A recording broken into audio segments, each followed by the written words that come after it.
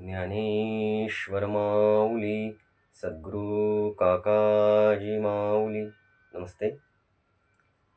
आज हम देखेंगे कृष्ण, कालयवन और मुचकुंद। भगवान के अनंत नामों में से एक नाम है रणछोड़दास। यह नाम भगवान को कैसे मिला, इसकी एक बड़ी ही रोचक कथा है।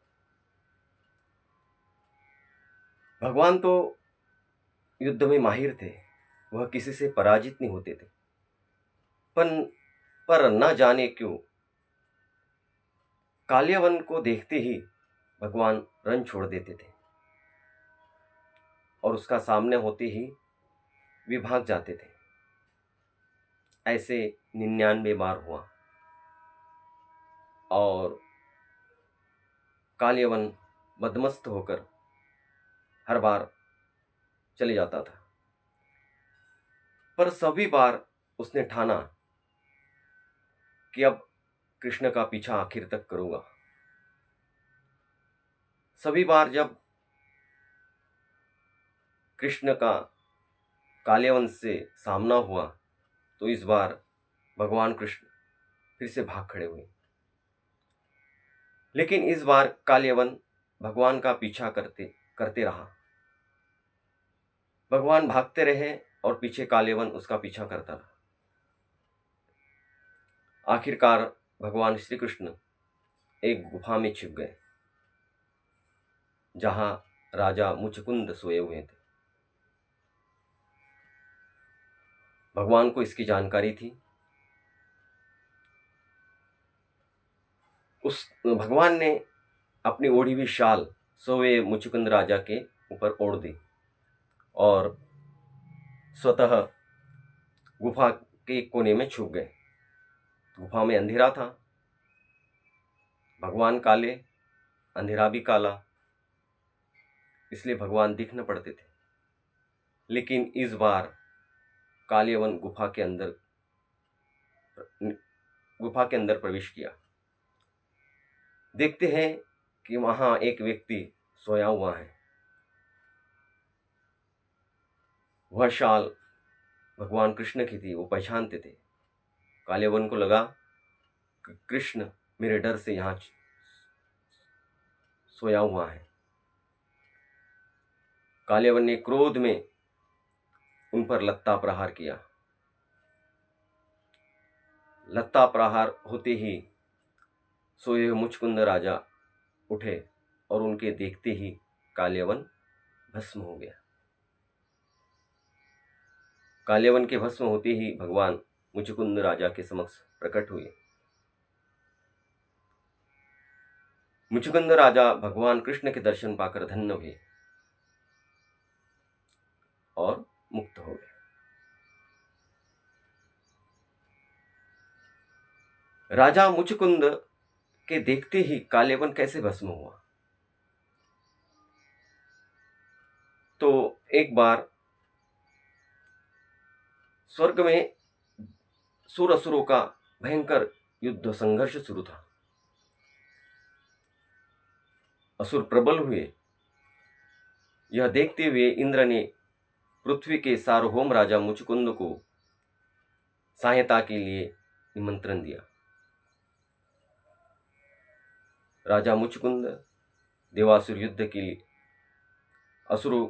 देवों की ओर से लड़ते हुए पराक्रम दिखाते हुए असुरों का उन्होंने नाश किया। यह संघर्ष वर्षों तक चला। इससे राजा बहुत थक गए थे शारीरिक रूप से। युद्ध के समाप्त होने पर इंद्र ने राजा से वरदान मांगने को कहा। तो राजा ने कहा, मैं वर्षों तक युद्ध करके थक गया हूं, अब मैं युगों तक सोना चाहता हूं। तो उन्होंने उसे वरदान दिया और राजा उस गुफा में आके अनंत काल तक सो गए। उन्होंने ये भी मांगा था कि मैं जो मुझे उठाएगा उसे देखते ही वो भस्म हो जाएगा। तो इसलिए कालियावन ने जब राजा मुचकुंद पर लत्ता प्रहार किया तो राजा के देखते ही काल्यवन भस्म हो गया था। योगी मनोहर जी ने कठोर तपस्या कर निर्विकल्प समाधि अवस्था प्राप्त की, इसलिए वो इस कथा का योग रहस्य हमें बता पाए। वो क्या है तो मैं अपने अल्प बुद्धि से आपको बताने का प्रयास कर रहा हूं। मेरा प्रयास है मेरे सद्गुरु योगी मनोहर जी का साहित्य जन सामान्य तक पहुंचे। मुद्रा में कहा गया है, मुदम ददाति देवानाम द्रापयति असुरानपि, यानी मुद्रा करने से देव वृत्तियों को आनंद होता है और असुर वृत्तियों को दुख होता है। मुद्रा शरीर द्वारा की जाती है। योग साधना में कुछ मुद्राएं लगती हैं, यानी इसका मतलब ये युद्ध भी शरीर के भीतर ही है।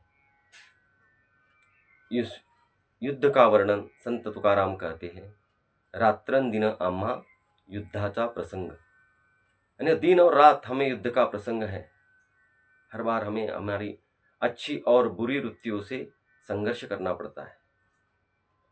हमारे अंतर्निहित अंतर्मन में अच्छी और बुरी वृत्तियों का सदैव संघर्ष चलते रहता है।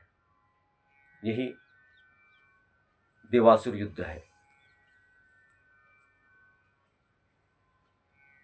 और राजा मुचकुंद, इसका आशय काका जी बताते हैं, कुंद यानी बंदिस्त अवस्था, माया के पाश में जकड़ी हुई बंदिस्त अवस्था यानी कुंद, और मुच यानी मुक्त अवस्था।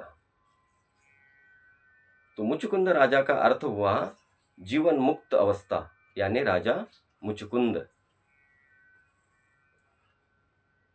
जो काल से परे रहेगा वह है राजा मुचकुंद। समाधि अवस्था में आदि व्याधि सम हो जाती है।